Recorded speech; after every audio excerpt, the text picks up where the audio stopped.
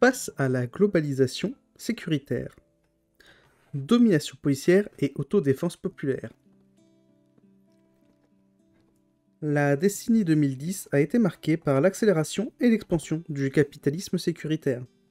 La transformation des cadres juridiques du pouvoir policier est imposée par les gouvernements successifs de François Hollande, 2012-2017, puis d'Emmanuel Macron, 2017, et on ne sait pas encore quand. Hélas, cela se termine. Elle a franchi plusieurs caps avec l'état d'urgence antiterroriste décrété en 2015, puis sa normalisation dans le droit avec l'état d'urgence sanitaire en 2020. Et enfin, l'adoption des lois sécurité globale et séparatisme, face à l'approfondissement de la crise de légitimité de la police et de l'État. Le pouvoir policier a cherché à produire à nouveau du consentement.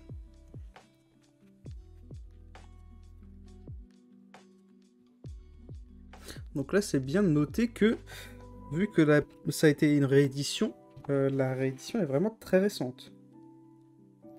Je ne sais pas c'est quoi la date précise de la réédition. C'est 2021 ou 2020. J'avais potentiellement 2021. Parce que là, il nous parle quand même du contexte sanitaire. 2021. Donc ouais, je pense que c'était plus vers le début de l'année. Mais bon, il avait un an de recul Covid quand même déjà. Donc, face à l'approfondissement de la crise de légitimité de la police et de l'État, le pouvoir policier a cherché à produire à nouveau du consentement. Dans le même temps, les industries de la surveillance, du contrôle et de la répression n'ont cessé de se développer. Les supermarchés militaro-sécuritaires sont devenus des centres encore plus importants de la restructuration du capitalisme mondial. En France, ces évolutions se sont conjuguées autour de l'engagement néocolonial au Sahel, notamment Opération Serval puis Barkhane, et de l'expansion des marchés, de l'enfermement et de leur rénovation urbaine. La France est ainsi devenue, au cours de la décennie 2010, le quatrième puis le troisième plus gros vendeur d'armes dans le monde.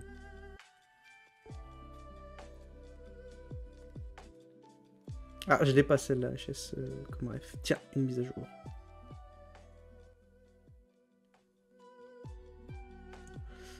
Je sais pas comment trop régler le son parce qu'il me paraît fort pour vous. Pour moi, en tout cas, il l'est un peu. Matrix 2. Ah oui. Ça fait très longtemps que je l'ai pas vu. Là. La France est ainsi devenue, au cours de la décennie 2010, la quatrième puis le troisième plus gros vendeur d'armes dans le monde. En parallèle, on a pu observer un renforcement de la collaboration structurelle et historique entre la police et l'extrême droite. Ce mouvement se manifeste par la montée en puissance de formes de gouvernement concentrées sur la férocité policière. Le 28 mars 2013, à Montigny, en Goële, près d'Hénin-Beaulon, dans le quartier Fosse 7, Laoussine Haït Omgar est interpellé par 3 policiers. Ils lui tirent dessus 5 fois et le tuent de 3 balles dans le corps.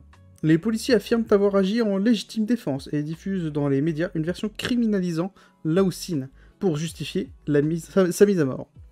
Mais son frère Hamid et ses proches contredisent cette version. Des révoltes ont lieu dans le quartier de la Fosse 8.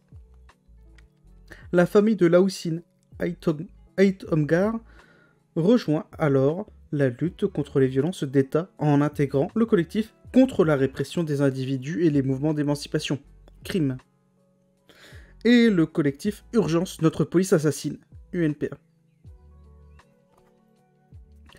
Le 25 juin 2013, des policiers interviennent dans la cité des Marnaudes à Villemomble, dans le 93, pour réprimer l'usage de mini-motos. Makan Kébé est dans la rue en bas de chez lui.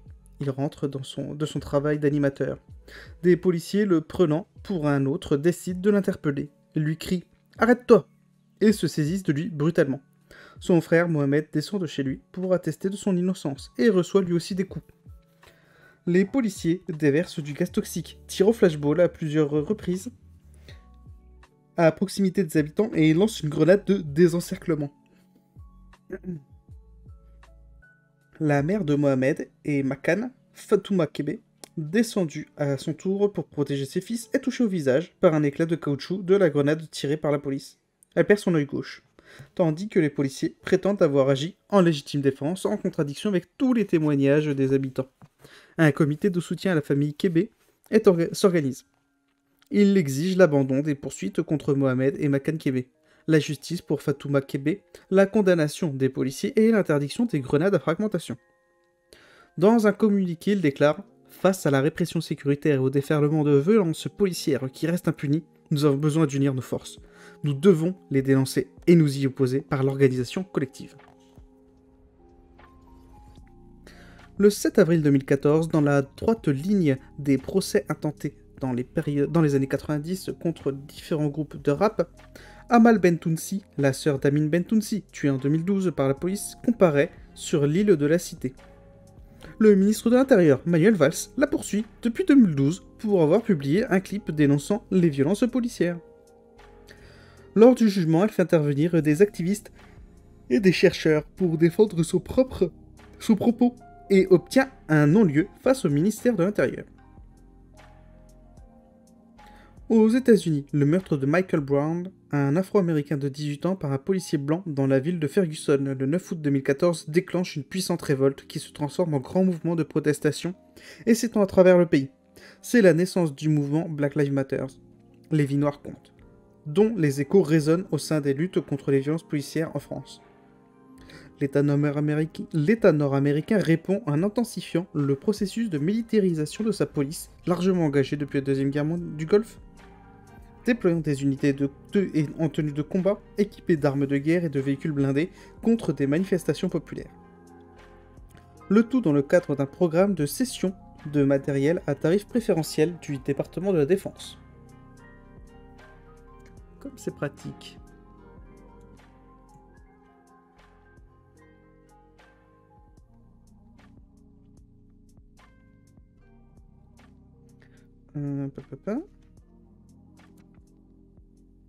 Donc voilà. J'ai loupé la fin de la phrase, mais bon. Donc du département de la Défense aux forces policières. Évidemment, on s'en doutait. De l'équipement, des pratiques, des personnels et des doctrines issues des guerres en Afghanistan et en Irak sont recyclés pour être appliqués sur le territoire domestique, participant ainsi au renforcement continu du pouvoir policier. En France aussi, la police continue de distribuer la mort et de viser en particulier des habitants des quartiers populaires. Le 26 août 2014, Hossein Bourras est transféré de la maison d'arrêt de Strasbourg à Colmar pour voir un juge. Dans le véhicule, alors qu'il est menotté, un gendarme le tue d'une balle en pleine tête. Le gendarme plaide la légitime défense. Un comité Vérité et Justice pour Hossein Bourras tente de faire la vérité sur le drame et rejoindre la lutte contre les violences d'État. Le policier obtiendra un non-lieu en cassation en 2018, mais Fatiha Bourras, la mère de Hossein, continue le combat et porte une requête à la Cour européenne des droits de l'homme en 2019. Le 27 octobre 2014, alors qu'à Paris, on commémore le massacre policier du 17 octobre 1961, un policier de la BAC abat Timothée Lake, un homme noir de 20 ans, dans une supérette du quartier Saint-Cyprien à Toulouse. La presse locale reproduit le récit des policiers et du procureur parlant de Timothée comme un jeune braqueur, et du policier qui lui a tiré dessus comme d'un fonctionnaire très calme, conscient, avec une extrême pudeur. Selon eux, Timothée Lake serait entré le visage découvert et aurait arraché les fils de la caméra de surveillance juste avant que le policier ne le tue, ce qui explique la disparition des enregistrements du face-à-face mortel. Le soir même de sa garde à vue, le policier est libéré. Il est sous le coup d'aucune mesure judiciaire ni administrative, reste en poste et bénéficie de quelques jours de vacances. Quelques militants organisent un rassemblement de soutien, puis tentent d'appuyer la famille. Mais cette dernière, convaincue qu'aucune justice ne lui sera rendue en France, décide de quitter le pays pour rejoindre des proches dans le nord de l'Europe. Une semaine plus tard, dans la nuit du 25 au 26 octobre, Rémi Fraisse, un étudiant de 21 ans, est tué par une grenade offensive lancée par un gradé de la gendarmerie lors d'une opération répressive à Sivens, dans le Tarn. Ça, pour le coup, je la connais, cette affaire. Ça fait énormément de bruit à l'époque, parce que Rémi Fraisse était blanc. Rémi Fraisse participait à un mouvement de lutte en défense de ce territoire contre un projet de barrage industriel. Ce 25 octobre, une manifestation de plusieurs milliers d'opposants avait lieu suite à 2 mois de présence des militaires sur le site. La gendarmerie avait couvert la zone de gaz et de grenades mutilantes. À l'annonce de la mort de Rémi Fraisse, un large mouvement de soutien à la famille et de dénonciation des violences policières prend forme et trouve un écho dans les médias dominants. C'est l'occasion de nouvelles tentatives de jonction et d'alliance, notamment à l'initiative des luttes des quartiers et des immigrations. À Toulouse, le premier hommage à Rémi Fraisse réunit plusieurs centaines de personnes. Le 27 octobre 2014, c'est aussi l'anniversaire de la mort de Ziad Ebouna à Clichy-sous-Bois, qui déclencha la grande révolte des quartiers populaires en 2005. Sur la place du Capitole, une banderole rappelle Ziad Ebouna, 27 octobre 2005. Timothée Lec, 17 octobre 2014. Rémi Fraisse, 26 octobre 2014. RIP, la police assassine, ni oubli ni pardon. Quelques jours plus tard, le 4 novembre 2014, Farid El Ayamni, le frère de Wissam El Ayamni, tué par des policiers 2 ans plus tôt, rend publique une lettre qu'il a écrite à la mère de Rémi Fraisse, où il lui apporte son soutien, lui explique comment il a ouvert les yeux sur la légitimité des révoltes et l'invite à rejoindre la lutte. Le modèle de grenade offensive OFF1 qui a tué Rémi Fraisse sera suspendu puis interdit en 2018. Remplacé par d'autres modèles tout aussi mutilants, tandis que les stocks seront employés jusqu'à épuisement, longtemps après l'interdiction. En janvier 2020, la Cour d'appel de Toulouse confirme le non-lieu pour les gendarmes responsables de la mort de Rémi Fraisse. Vers l'état d'urgence permanent. En janvier 2015, une série d'opérations meurtrières frappe la rédaction du journal Charlie Hebdo, ainsi que les policiers et les clients d'une supérette cachère à Paris. Les auteurs de ces attaques sont abattus par les unités spéciales de la gendarmerie et de la police. L'expansion du pouvoir policier profite immédiatement de l'émotion suscitée par ces assassinats. Le 12 janvier 2015, 20 ans après la mise en place du plan Vigipirate, un nouveau plan de quadrillage militaire du territoire est déployé en complément. L'opération Sentinelle est déclenchée pour une durée indéterminée et de permettre de mobiliser plus de 10 000 soldats, autant qu'à l'extérieur du territoire national sur 830 points sensibles. Représentation diplomatique, lieux de culte, écoles, locaux de presse, etc. Le coût annoncé du dispositif se monte alors à environ 1 million d'euros par jour. Progressivement, les patrouilles statiques sont remplacées par des rondes mobiles à travers les villes. La ministre de la Justice, Christiane Taubira, appelle les procureurs à une grande fermeté pour toutes les infractions commises à la suite des attentats. De nombreuses arrestations sont effectuées et les condamnations pleuvent contre les personnes identifiées comme musulmanes à travers toute la France. Nombre d'entre elles se voient infliger des mois de prison ferme pour apologie du terrorisme. Des mineurs sont arrêtés pour avoir refusé de se déclarer Charlie ou pour avoir critiqué les unes humiliantes du journal à l'égard des musulmans. La situation permet aussi à l'État et à la police française de lancer une vaste opération de communication pour renforcer la fiction de la police protectrice du peuple. Les grands médias diffusent ainsi des images de citoyens remerciant des policiers ou les prenant dans leurs bras. Le 29 avril 2015, le chef de l'État annonce à la reconduction de l'opération Sentinelle et le maintien de 7000 militaires pour la sécurisation du territoire national.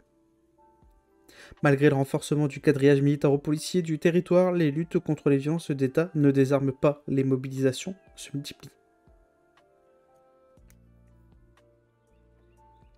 Le 26 mars 2015, Amadou Koumé, un homme noir de 33 ans, est pris d'une crise d'angoisse dans un bar à Paris.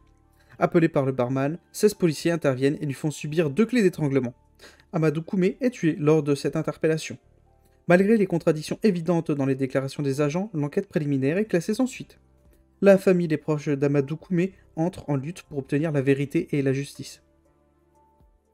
3 policiers sont finalement mis en examen en 2020 pour violence volontaire ayant entraîné la mort sans intention de la donner, tandis que la famille persiste dans son combat. Alors que le 18 mai 2015, les deux policiers poursuivis pour la mort de Ziad Ebouna à Clichy, sous bois en 2005, sont relaxés. Un appel à s'organiser contre l'impunité des forces de l'ordre est lancé. Près d'une soixantaine de femmes se réunissent pendant plusieurs mois pour préparer une grande manifestation réunissant des collectifs, associations et artistes issus des quartiers populaires et des luttes antiracistes. Ces militantes des quartiers et des immigrations inscrivent la mobilisation dans la continuité symbolique des révoltes de 2005 et de la marche pour l'égalité et contre le racisme de 1983. La marche pour la dignité a lieu le 31 octobre 2015 et réunit des milliers de personnes pour dénoncer le racisme et les violences policières lors d'un grand meeting final sur la place de la Bastille. Les organisatrices proclament que l'heure de nous-mêmes a sonné. Le 13 novembre 2015, une nouvelle série d'attaques meurtrières a lieu au Stade de France, aux abords de Brasserie et au Bataclan à Paris. Le chef de l'État français, François Hollande, les désigne comme des actes de guerre et tente de présenter les opérations militaires françaises antérieures en Irak et en Syrie comme des réponses préventives à ces attentats, inversant la chronologie des événements. Conseillé par l'état-major de l'armée française, il déploie un nouveau plan de quadrillage militaro-policier du territoire et de la population, structuré par des logiques contre-insurrectionnelles. Il décrète l'état d'urgence le lendemain et rehausse les effectifs de l'opération Sentinelle à 10 000 soldats sur le territoire métropolitain. Créé pendant la guerre d'Algérie, l'état d'urgence a été employé à 3 reprises entre 1955 et 1962, permettant de mettre en œuvre la contre-insurrection en 1955, d'entériner le coup d'état militaire du 13 mai 1958, qui ramène De Gaulle au pouvoir, et d'encadrer les séditions contre-révolutionnaires dans l'armée et parmi les colons en 1961. L'état d'urgence a ensuite été utilisé pour écraser le soulèvement kanak en 1985, puis à Wallis et Futuna en 1986 et aux îles du Vent en Polynésie française en 1987. Rigouste a un Twitch? J'étais pas du tout au courant. Faudrait que je check ça, moi. Merci de me le dire. Cette procédure administrative permet d'engager une forme de guerre policière contre les parties de la population sur des parties du territoire sans avoir à se soumettre au droit de la guerre ni à mettre le pays et son économie en net siège. L'état d'urgence a aussi une dimension spectaculaire en décrétant l'exception. Le bloc de pouvoir met en scène l'entrée en guerre antérieure pour mieux établir sa souveraineté sur le territoire et les populations ciblées.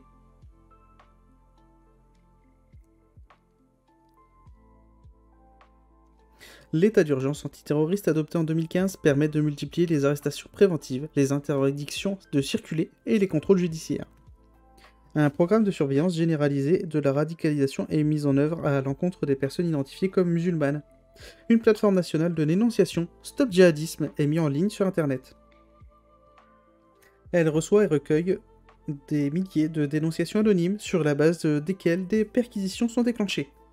Des unités commando de la police enfoncent des portes et surgissent à l'intérieur des domiciles, humilient et traumatisent les habitants, puis arrêtent et emportent les suspects pour les interroger. La plupart ont été dénoncés pour des pratiques religieuses, port de la barbe ou du voile intégral, pratique de la prière, fréquentation de la mosquée. Ces arrestations paralysent toute la vie sociale des familles qui se retrouvent stigmatisées et isolées à l'intérieur du même quartier, souvent pendant des années. En tout cas, c'est son premier live. J'ai vu son premier live et il y a un moment, je ne suis pas retombé dessus depuis. Ah ok, peut-être que ouais, il a juste fait quelques lives. Je ne sais pas, je vais regarder ça avec attention. Je vais follow.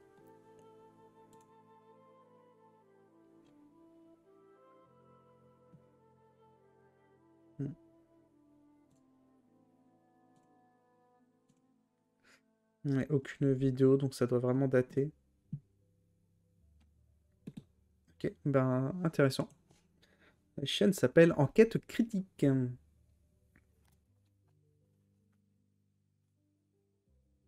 Donc, dans la nuit du 2 au 3 décembre 2015, à Rennes, Babacar Gueye, un homme né au Sénégal dont l'État français refuse de légaliser la présence en France, est pris d'une crise d'angoisse.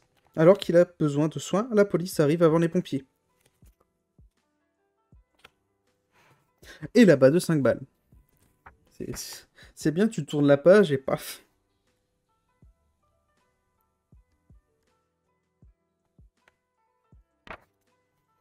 Pendant qu'il agonise dans la cage d'escalier, les policiers le menottent et le laissent au sol. 3 d'entre eux iront jusqu'à porter plainte contre Boubacar Gueye pour tentative de meurtre, quelques heures après son décès. Les institutions policières et judiciaires décrètent rapidement que des forces de l'ordre étaient en légitime défense. Le parquet classe l'affaire sans suite en juillet 2016, mais au comité Vérité et Justice pour Babacar Gueye, Babacar Gueye, constitué autour de sa sœur Awa Gueye, de ses proches et de leur soutien, mène la lutte et réussit à faire ouvrir une information judiciaire. Il organise plusieurs marches en hommage à Boubacar et reçoit soutien d'autres comités Vérité et Justice. Alors que les expertises et les récits des policiers se contredisent, l'arme qui a tué Babacar Gueye ne sera jamais expertisée, mais détruite par erreur. La famille de Babacar Gueye s'engage aux côtés d'autres familles de victimes de la police et réussira à obtenir une reconstitution des faits en septembre 2020.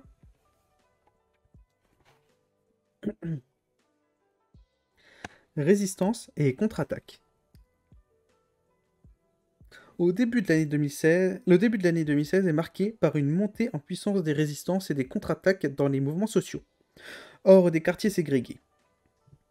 Dans le cadre de la lutte contre la loi travail, les blocages de raffineries notamment rappellent la puissance des résistances ouvrières. En mars, un mouvement d'occupation de places publiques s'étend à toute la France.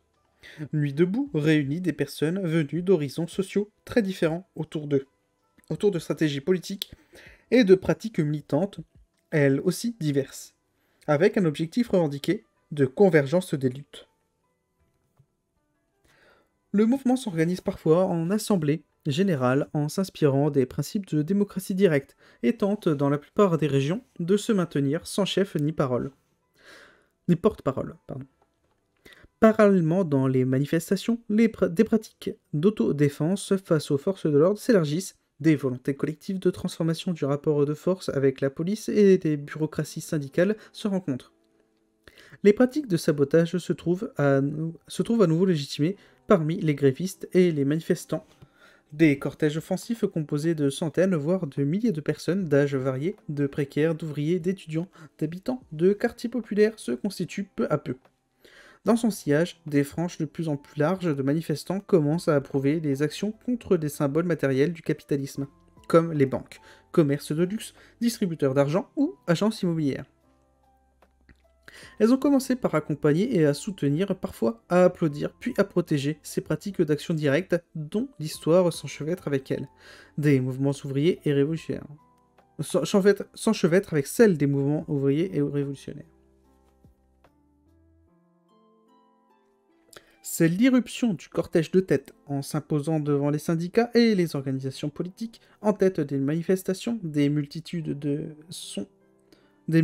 manifestants et de manifestations issus d'horizons sociaux divers, organisés pour faire face à la répression, inventent une nouvelle dynamique de mobilisation qui permet d'engager les manifestations sur des parcours imprévisibles par les forces de police, de se défendre et de contre-attaquer. Cette création collective déstabilise le pouvoir policier dans les rues des centres-villes. Pour gérer et soumettre ces nouvelles formes de mobilisation, la police expérimente des nasses mouvantes, avec des agents militarisés encerclant toute la manifestation. Elle harcèle les cortèges, mène des incursions répétées à l'intérieur pour tenter de les segmenter. Elle normalise l'usage massif des gaz toxiques et des grenades mutilantes. En face, les manifestants et les manifestantes se dotent de banderoles renforcées, d'équipements de protection et d'autodéfense, s'organisent pour les acheminer. Dans plusieurs villes, elles et ils forcent les unités policières à quitter l'intérieur et les abords des manifestations. Le 18 mai 2016, une opération médiatico-répressive est organisée par la préfecture de Paris et les syndicats de police, notamment le syndicat Alliance, l'un des plus puissants, officiellement affilié à la droite, mais très proche de l'extrême droite. Sur la place de la République, où se tenait Nuit debout, un rassemblement de policiers est appelé contre la haine anti-flic. Amal Bentounsi et le collectif Urgence Notre Police Assassine, UNPA, décident d'organiser un contre-rassemblement au même endroit pour dénoncer les violences de la police dans les quartiers et contre les luttes sociales. Celui-ci est interdit par la préfecture qui laisse le rassemblement de policiers se tenir et accueillir publiquement des cadres du Front National, comme Marion Maréchal Le Pen et Gilbert Collard. Les policiers présents font des selfies avec des figures d'extrême droite, la colère monte parmi les manifestants venus dénoncer les violences d'État, et une voiture de police est attaquée spontanément dans une rue proche. Un fumigène y est introduit et le véhicule, vidé de son dernier occupant par les manifestants, prend feu. Les images sont rapidement utilisées par la police et les médias dominants pour construire une figure de l'ennemi intérieur Antifa. En collaboration, ils revendiquent et légitiment le renforcement du contrôle de la surveillance et de la répression des luttes contre l'extrême droite.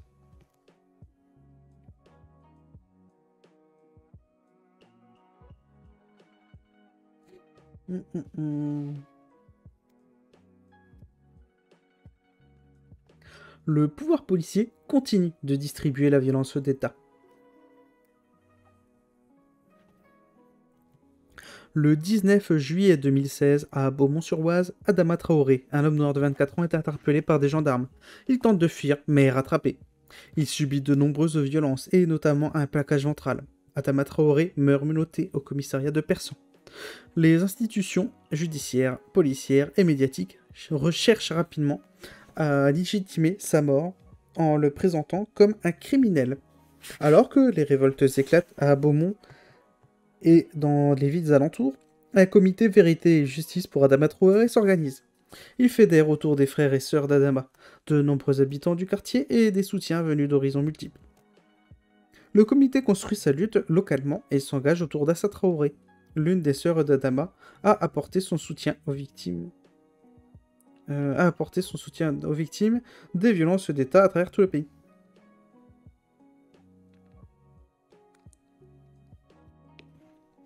Face à l'émergence des nouvelles forces issues des quartiers populaires et des immigrations, la montée en puissance de la collaboration historique entre l'extrême droite et la police se poursuit. En octobre 2016, des manifestations et des rassemblements nocturnes illégaux réunissent des policiers cagoulés et armés qui mettent en scène une pression sur le gouvernement. Ces mobilisations sont pourtant tolérées par les hiérarchies politiques et policières. Les fractions d'extrême droite de la police sont au centre de la mobilisation pour revendiquer l'expansion du pouvoir policier. L'un des participants les plus médiatisés, fondateur de l'association de défense des forces de l'ordre, est un ancien policier militant au Front National. Le 2 février 2017, dans le quartier de la Rose des Vents, à Aulnay-sous-Bois, Théodore Louaka, un homme noir de 22 ans, subit un contrôle d'identité. Selon ses témoignages, 4 agents lui ont ordonné de se coller au mur pour une palpation. L'un de ses amis aurait reçu une gifle d'un policier et Théodore Louaka, après avoir pris sa défense, se voit infliger des insultes racistes et des coups par les policiers. Une vidéo montre 2 agents le plaquant au sol. L'un d'eux gaz à bout portant et l'autre le frappe à la tête. L'un des policiers frappe alors avec sa matraque télescopique au niveau de son fessier et déchire la chair à côté de l'anus sur 10 cm. Théodore Louaka s'effondre. Il reçoit encore des coups de matraque et de poing. Il est menotté, plaqué au sol avec un genou sur la nuque. Il doit être hospitalisé et conservera des séquelles irréversibles. Des révoltes ont lieu et des contre-attaques collectives sont rapidement organisées à Aulnay-sous-Bois, Argenteuil, Drancy, Bobigny. La police procède à plus de 240 arrestations. Des manifestations de soutien se tiennent à travers le pays qui engendrent parfois de nouvelles confrontations avec la police. Pour les experts mobilisés par les institutions policières et judiciaires, le coup de matraque est considéré comme proportionnel et justifié, tandis qu'une expertise médicale diligentée par la justice conclut que le coup de matraque n'est pas contraire aux règles de l'art. Les violences subies par Théodore Louaka révèlent l'emploi par la police de pratiques d'humiliation raciale et sexuelle comme outil de contrôle quotidien dans les quartiers populaires. Comme le résume sa sœur Éléonore, Théo a subi un lynchage total dans les règles de l'art, un déchaînement de haine et de violence qui entraînera un handicap à vie. Alors que des alliances nouvelles issues des luttes des quartiers et des immigrations se nouent, l'État français continue d'étendre les champs des pouvoirs policiers. Les champs du pouvoir policier. Revendication de l'extrême droite policière depuis des années. La loi relative à la sécurité publique du 28 février 2017 vient assouplir et élargir les conditions d'ouverture du feu pour les policiers en les alignant sur celles des gendarmes. L'article L435-1 du Code de la sécurité intérieure autorise désormais toutes les forces de l'ordre à tirer, après sommation, sur des personnes en fuite désignées comme potentiellement dangereuses. Ce dispositif confirme, renforce et étend le permis de tuer des policiers. Le 19 mars 2017, une seconde marche nationale pour la justice et la dignité est organisée par plusieurs familles de victimes de la police et des collectifs issus des luttes des quartiers et des immigrations. Dans la continuité de la marche d'octobre 2015, elle réunit plusieurs milliers de personnes à Paris pour dénoncer les violences policières et le racisme d'État. C'est un moment important dans l'histoire du mouvement et sa structuration. Plusieurs familles de victimes décident de s'opposer publiquement aux stratégies des organisations politiques antiracistes et de la gauche de gouvernement, affirmant leur volonté de faire primer l'autonomie des collectifs et des luttes sociales, et des luttes locales, À distance des institutions, l'État, qui ne cesse de protéger les crimes policiers, il s'agit de s'organiser par soi-même.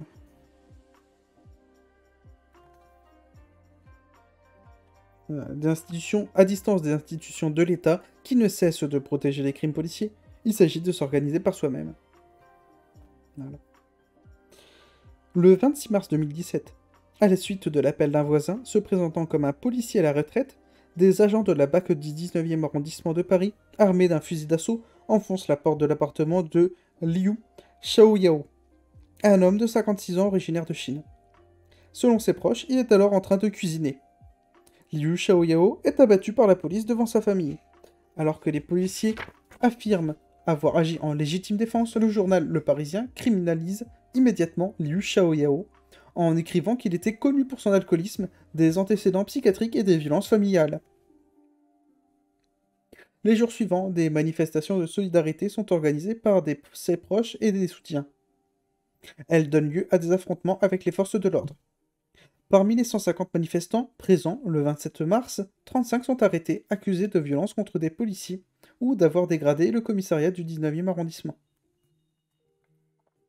La préfecture de police de Paris couvre ses agents en décrétant que l'enquête administrative ne révèle aucun manquement aux obligations déontologiques et professionnelles à l'encontre des policiers intervenants. Et en 2019, une ordonnance de non-lieu est rendue par la juge, puis confirmée en appel en 2020. La famille de Liu Shaoyao décide de continuer le combat, s'inspirant des comités Vérité et Justice qui sont venus lui apporter leur soutien dès le début de l'affaire, en rejoignant les collectifs en lutte contre les violences d'État. À la fin du mois de mars 2017, les gendarmes d'élite du GIGN se lancent à la recherche d'Angelo Garant, un homme de la communauté des voyageurs qui avait profité d'une sortie pour ne pas retourner subir la prison. Le 30 mars 2017, selon les témoignages de ses proches alors présents, Angelo Garant se fait piéger dans une grange sur le terrain familial et est abattu de 5 balles dans le torse, sans sommation. La sœur d'Angelo dénonce une exécution. Autour d'elle, une mobilisation s'organise qui mène plusieurs manifestations. Le collectif Justice pour Angelo est constitué. Il reçoit le soutien de plusieurs collectifs comme Urgence, Notre Police Assassine, le comité Vérité et Justice pour Adama Traoré et le collectif Vivolé. Malgré plusieurs années de lutte, l'institution judiciaire finit par rendre un non-lieu en appliquant pour la première fois l'article L435-1 qui dit permis de tuer. Loi du 28 février 2017. Cette décision fera jurisprudence. Le collectif Justice pour Angelo s'engage alors dans la lutte contre cette loi, soumettant nos vies et nos corps à toute leur puissance dans une période de gouvernance antisociale, s'imposant par la force la plus brutale. Il dénonce aussi la prison et le racisme qui ont conduit à la mise à mort d'Angelo. Un pourvoi en cassation est formulé et pour tenter de casser cette autorisation légale à l'exécution extrajudiciaire. Mais en juin 2020, le pourvoi est non admis, sans que la Cour ait à motiver son rejet. Les soutiens d'Angelo Garant n'abandonnent pas et continuent de participer aux luttes contre les violences d'État. Avec pour slogan « Quand on marche pour un ou une », avec écrit en écriture inclusive, voilà. Donc, quand on marche pour un, une, on marche pour toutes et tous. Une autre personne est tuée en mai 2017 en Saône-et-Loire par un gendarme, Jérôme Laronze, militant de la loi paysanne, subi depuis 2015. Voilà, je la refais parce que ça commençait mal ce paragraphe. Une autre personne est tuée en mai 2017 en Saône-et-Loire par un gendarme. Jérôme Laronze, militant de la cause paysanne, subit depuis 2015 des contrôles vétérinaires à répétition qui prennent la forme de visites dominicales. Non, de visites domiciliaires, pardon. Menées par des gendarmes et des contrôleurs sans autre autorisation que celle du préfet. En juin 2016, après un contrôle ayant engendré la noyade de plusieurs de ses animaux, il envisage de se suicider, mais se ravise. En mai 2017, les services vétérinaires viennent accompagner le gendarme dans le but de saisir son cheptel. Gardant en mémoire l'accident passé, il les laisse faire, mais alors que le contrôle est terminé, son internement de force en hôpital psychiatrique est décidé sans aucun examen médical. Il s'enfuit pour échapper et se cache durant 9 jours. Le 20 mai 2017, suite au signalement de son véhicule, deux gendarmes le découvrent endormi dans sa voiture. Il s'approche, le réveille.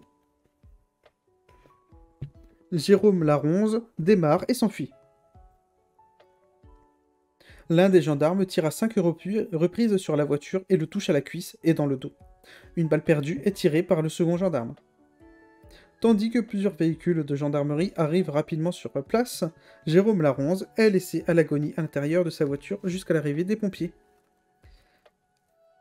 Des 6 tirs seuls de douilles sont retrouvés malgré l'utilisation de détecteurs de métaux durant des fouilles approfondies, ce qui laisse penser que les gendarmes ont pris le temps de maquiller la scène. La famille de Jérôme Laronze saisit la justice en 2021. Une instruction est en cours pour défaut d'assistance à personne en danger, pollution de scène de crime et coups et blessures ayant entraîné la mort sans intention de la donner, malgré 5 tirs, dont 3 mortels, du même gendarme.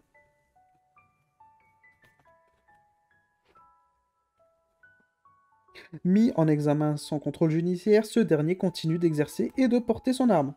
En février 2020, la famille de Jérôme obtient l'annulation des contrôles administratifs. Pour sa famille, Jérôme Laronze a été une victime de violence de la part des agents de l'État et non l'inverse. Selon sa sœur Marie-Pierre, certains ont soutenu que Jérôme avait perdu la raison, mais le temps nous montre que la déraison, jusqu'à la violence absolue, il en a été la seule et véritable victime.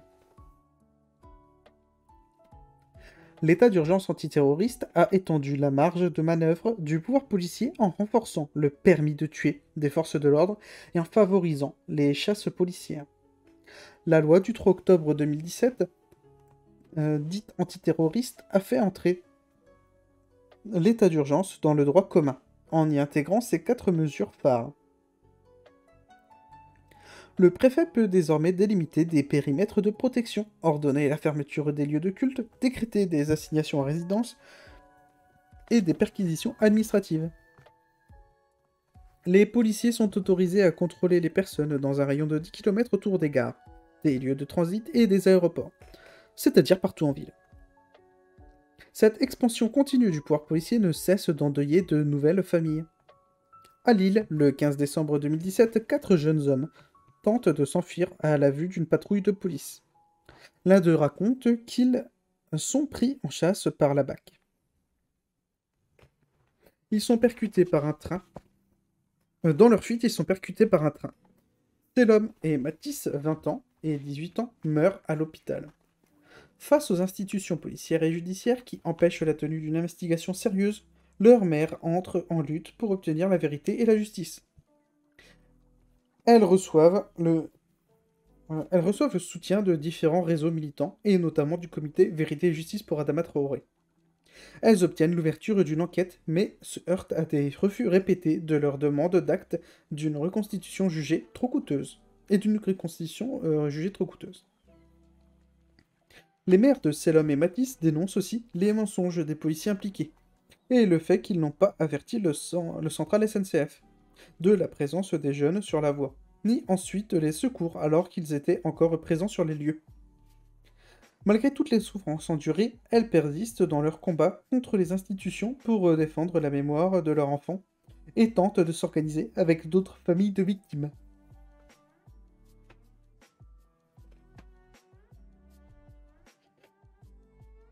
Dans la nuit du 16 au 17 janvier 2018, à Épinay-sur-Seine, une unité de la BAC en planque surgit à la hauteur de la voiture stationnée où se trouve Guy Camara et trois autres personnes. Alors que Guy est au volant, redémarre, trois des policiers ouvrent le feu en même temps, tirant à 8 reprises. Guy Camara est touché à la tête et décède.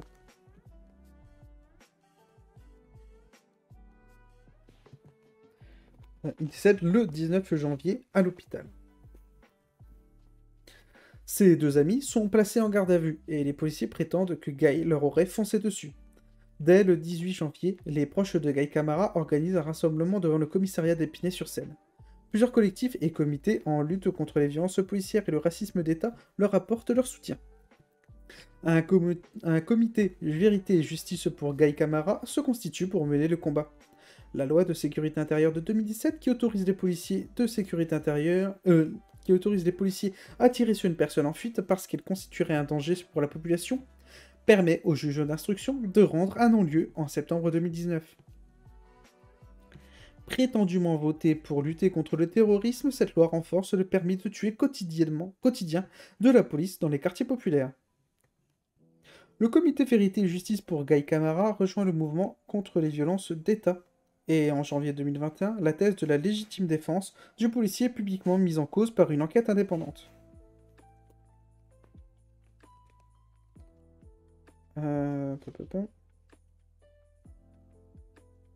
Je vais voir la référence pour voir si c'est ce que je pense.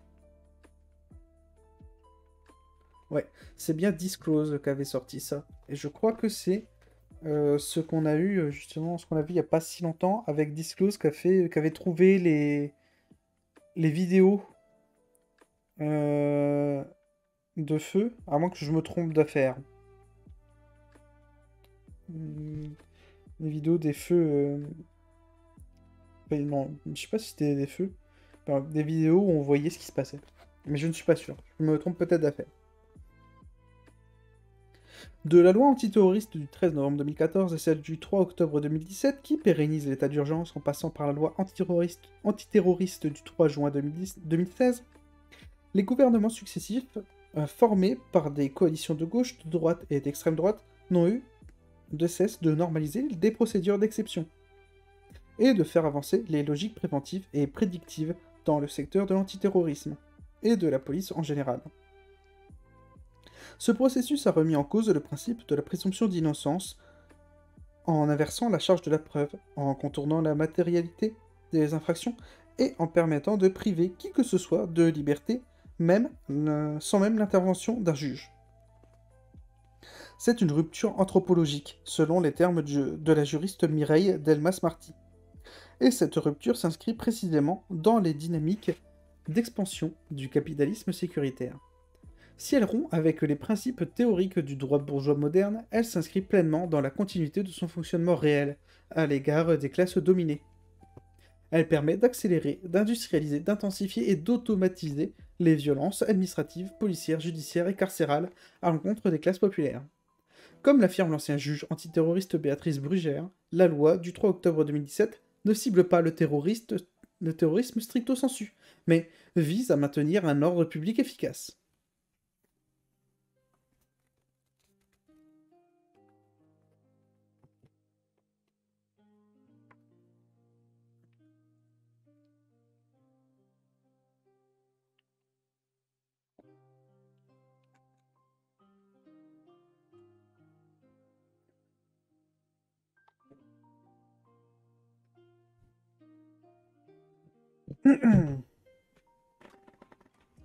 Hop.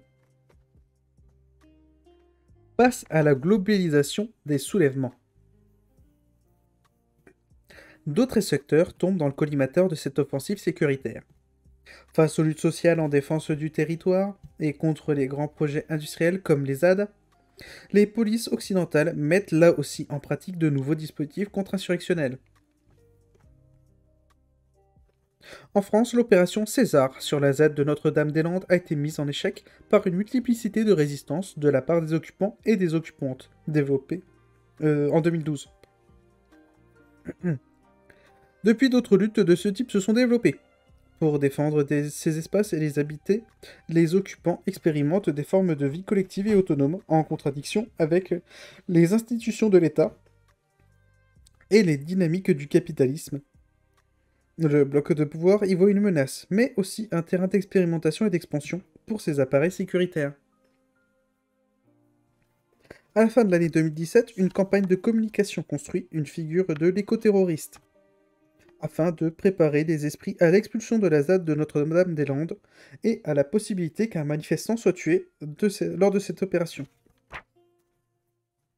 Selon certains médias associés à la police, les zadistes seraient armés de lames de rasoir soudées sur des boules de pétanque et auraient fabriqué des pièges dissimulant des pieux. En janvier 2018, le gouvernement Emmanuel Macron annonce l'abandon du projet d'aéroport qui justifiait la résistance locale, puis amorce en avril 2018 un plan d'expulsion et de destruction des lieux de vie autonomes et collectifs sur la ZAD de Notre-Dame-des-Landes. Face à une résistance collective déterminée et créative, l'État français fait usage de près de 8000 grenades toxiques et de 300 grenades assourdissantes. Il parvint à détruire de nombreux lieux de vie, mais les occupants et les occupantes se maintiennent et reconstruisent rapidement. Une seconde opération est lancée en mai 2018 qui déploie 1800 gendarmes et policiers appuyés par des dizaines de fourgons et 4 véhicules blindés de la gendarmerie. Une nouvelle quantité record de grenades est envoyée sur les manifestants de toute génération, venus de toute la France et même d'Europe pour défendre le territoire et cette expérience autogestionnaire. L'opération est extrêmement brutale et se heurte à une résistance collective déterminée. Le 24 mai, Maxime P. a la main arrachée par une grenade Glyph 4 de la gendarmerie. Cette dernière continue d'éprouver ce qui apparaît comme un nouveau schéma de déploiement hybride et modulable permettant de passer d'un théâtre d'opérations rurales et forestiers à un mode Azure, action en zone urbaine. Elle ensure ensuite un rapport de retour d'expérience à l'instar des opérations extérieures. L'intervention y est présentée comme une réussite mettant en valeur l'emploi des blindés et l'usage de 400 balles de défense, 19 000 grenades à gaz toxique et 4000 grenades avec effet déflagrant combiné. Tandis que les industries sécuritaires profitent d'une vitrine spectaculaire pour leurs marchandises à travers ces grenades séquences répressives, à travers ces grandes séquences répressives, le fonctionnement quotidien de la police et de la prison continue de détruire des vies. Le 14 avril 2018, Jawad, un homme de 28 ans, est retrouvé mort au mitard, les cellules d'isolement des quartiers disciplinaires, de la prison de CIS à Toulouse. Il venait d'y être transféré après une violente altercation avec des surveillants suite à un parloir avec sa famille. L'administration pénitentiaire, suivie des médias dominants et de l'institution judiciaire, prétendent qu'il s'agit d'un suicide. Mais la famille et les proches n'y croient pas et, à l'intérieur de la prison, des détenus mettent en cause les surveillants. 200 co-détenus réclament la vérité pour Jawad et refusent de retourner dans leur cellule après la promenade. À l'extérieur, plusieurs nuits de révolte se succèdent dans le quartier du Mirail, d'où Jawad est originaire. Une marche blanche est organisée par la famille et ses soutiens. Le lendemain, des prisonniers de CIS réussissent à publier anonymement sur internet un communiqué dans lequel ils accusent les surveillants d'avoir tué Jawad. Le jour suivant, un communiqué du ministère dément les allégations circulant sur les réseaux sociaux et annonce des poursuites contre les auteurs ou relais de ces allégations. Tout au long de la décennie 2010, à travers sa privatisation progressive, la prison a continué de renforcer, d'étendre et d'intensifier son pouvoir de punir, d'opprimer et de tuer. Mais elle est aussi restée un champ de bataille où les résistances individuelles et collectives des détenus n'ont jamais cessé. À l'automne 2019, une rupture historique se produit dans la police et des mouvements sociaux en réaction au surgissement des Gilets jaunes. Partant d'une dénonciation de la hausse des prix du carburant, ce mouvement spontané, composé de différentes strates des classes populaires et de la petite bourgeoisie, issu d'appels à manifester relayés sur Internet, on vient à occuper des ronds-points partout en France et à manifester pour démontrer le coût de la vie, réclamer la démission du chef de l'État et même revendiquer une transformation sociale. La stratégie médiatico-policière qui a d'abord accompagné les débuts de la répression du moment consistait à diffuser des scènes où l'on voit des policiers distribuer du sérum physiologique à des manifestants qui les remercient après avoir été intoxiqués. Mais le mouvement s'est maintenu et durci après cette première séquence répressive. Des formes de prise de décision en démocratie directe, puis d'auto-organisation collective ont vu le jour sur les ronds-points occupés, transformés en base populaire de résistance quotidienne. La colère et la volonté de confrontation se sont renforcées parmi les manifestants et les manifestantes à mesure qu'elles subissent de plus en plus frontalement et régulièrement des brutalités policières. Des franges du mouvement découvrant pour la première fois les manifestations de rue et les violences d'État se sont emparées de techniques d'autodéfense et de contre-attaque issues des contre-sommets et des cortèges de tête. Dissimulation, protection, banderoles renforcées. Barricades, équipes de soins contre médias. En décembre 2018, partout en France, la police et la gendarmerie se font déborder par des cortèges autonomes et festifs. Elles font face à une nouvelle forme de révolte massive, étalée dans le temps et l'espace, composée de différents groupes sociaux, multipliant les modes de mobilisation défensifs et offensifs, plus ou moins spontanés et souvent imprévisibles. En réaction, les hiérarchies policières et politiques décident de puiser dans les répertoires de la police de ségrégation et des unités spécialisées dans la guerre policière. On l'a vu, l'emploi du lanceur de balles de défense pour frapper à faible distance en ciblant la tête s'était normalisé dans les quartiers populaires après avoir été conçu pour des unités d'élite antiterroristes. Il est redéployé largement par les unités de choc de la police contre le mouvement des Gilets jaunes, tout comme l'usage systématique des gaz et des grenades, notamment en tir tendu pour que les projectiles frappent les corps et les têtes, combinant ainsi leur effet mutilant et intoxiquant. Cette pratique suppose d'ailleurs de retourner, en toute connaissance de cause, certains de ces lanceurs dont la courbe du manche a été conçue pour empêcher de tels usages, et susciter des tirs en cloche.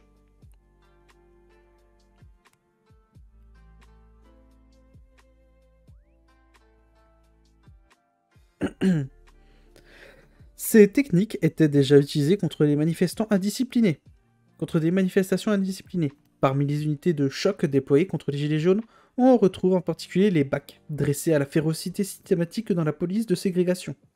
De nouvelles formations, comme les Braves M, brigades de répression de l'action violente motorisée, ont rétabli l'emploi des binômes à moto. Les voltigeurs dissous après le meurtre de Malek Oussekine en 1986, et l'ont conjuré avec la dynamique proactive des BAC. La première Brave avait été formée en 1992 pour intervenir dans les zones sensibles de l'agglomération lyonnaise, à Toulouse et Paris. J'ai vu ces unités foncer à moto sur des manifestants pour les matraquer, lancer des grenades toxiques et mutilantes, et parfois leur tirer dessus avec des armes intermédiaires de type LBD.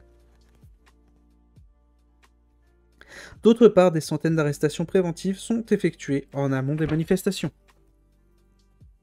Légitimée dans les grands médias à travers l'invention d'une figure de l'ultra jaune et la diffusion d'un discours calqué sur celui de l'antiterrorisme qui déclare la guerre aux casseurs, l'institution judiciaire a tourné à plein régime pour traiter et tenter d'incarcérer le grand nombre de manifestants et manifestantes arrêtés lors de ces protocoles répressifs. Le bloc de pouvoir s'est évertué à diviser la base du mouvement, à soumettre les pratiques les plus violentes et à étouffer toute capacité de recours autonome et collectif à la rue. Le 1er décembre 2018, à Marseille, lors de l'acte 3 des Gilets jaunes, la police réprime les cortèges parallèlement. La police réprime le cortège. Parallèlement se tient une marche pour le droit à un logement digne, appelée par le collectif du 5 novembre dans ce contexte, tout en étant distincte du mouvement des Gilets jaunes. Alors que la marche traverse le premier arrondissement, Zineb Redouane, une femme de nationalité algérienne âgée de 80 ans, tente de fermer ses fenêtres pour se protéger des gaz toxiques, lancés par la police. Elle reçoit alors un tir de grenade MP7 dans le visage. Plusieurs témoins assurent qu'elle aurait déclaré avoir été visée par les forces de l'ordre. Elle décède le lendemain à l'hôpital. Le procureur de la République annonce 2 jours plus tard que sa mort est due à un choc opératoire. Comme plusieurs investigations journalistiques l'ont depuis montré, les institutions judiciaires et policières collaborent alors pour ralentir et empêcher toute enquête. En novembre 2020, une modélisation réalisée par l'équipe de recherche Disclose démontre que la responsabilité du CRS est clairement engagée et qu'il avait regardé plusieurs fois en direction de la victime avant de tirer. L'affaire symbolise le transfert des technologies de férocité policière issues de la police de ségrégation vers la police de répression des mouvements sociaux, hors des quartiers. Mais ces transferts de pratiques, de doctrines, de techniques, d'idées ou d'armement se font par des réagencements, tandis que les régimes de domination policière et judiciaire restent distincts selon les territoires et les corps sur lesquels ils sont déployés. Dans les quartiers populaires, contre les prolétaires non blancs en particulier, la férocité est quotidienne et tue régulièrement, tandis qu'elle reste ponctuelle et qu'elle évite de tuer dans les mobilisations sociales, en dehors des territoires ségrégés. Rappelons que des habitants des quartiers populaires prennent part à la plupart des mobilisations sociales, et qu'ils subissent ainsi la continuité et la conjugaison de ces régimes de violence. Empêcher les jonctions entre exploités, opprimés et dominés reste l'un des fils conducteurs de ces transferts. C'est une des raisons pour lesquelles l'entrée en scène des lycées de quartiers populaires dans les mouvements sociaux les a exposés à des formes répressives particulièrement féroces. Le 6 décembre 2018, à Mantes-la-Jolie, dans le cadre de mobilisation lycéenne, les policiers effectuent une nasse et arrêtent 151 élèves. Ils sont mis à genoux, les mains sur la tête ou dans le dos, parfois entravés. Les policiers les filment et l'un d'eux commente avec satisfaction. Voilà une classe qui se tient sage. Parmi ces jeunes lycéens, 9 sont poursuivis pour participation à un groupement violent. Le collectif de défense des jeunes du Mantois se mobilise et porte plainte. Mais cette scène d'humiliation ne semble poser problème ni à la police ni à la justice. Le parquet de Nanterre classe sans suite l'enquête préliminaire en juillet 2019 et l'IGPN confirme que le dispositif déployé constituait la seule réponse adaptée et apparaissait justifié au regard du contexte. Le 8 décembre 2018, qui marque l'acte 4 de la 21e journée des Gilets jaunes, 14 blindés de la gendarmerie sont déployés à Paris. Certains entourent et protègent l'Arc de Triomphe, symbole napoléonien attaqué lors d'une précédente manifestation. Un hélicoptère survole les rassemblements tandis que les policiers à cheval tentent d'encadrer des milliers de manifestants révoltés. Les Bravem chargent les manifestants et les manifestantes à de nombreuses reprises.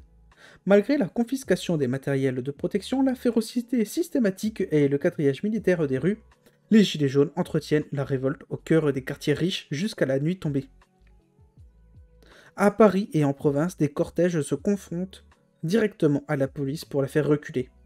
Des actions collectives visent des banques, des agences immobilières, des voitures de luxe et d'autres symboles du capitalisme et de l'État.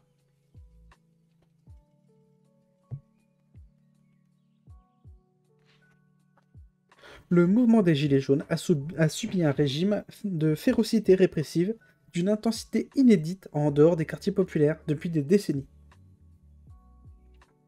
Selon Paul Rocher, en 2 mois de mouvement, 9200 tirs de LBD 40 ont officiellement été recensés. De son côté, le journaliste David Dufresne dénombre plus de 800 signalements de violences policières, un décès, celui de Zineb Redouane, 24 éborgnés, 5 mains arrachées et plus de 300 blessures à la tête durant les 6 premiers mois du mouvement.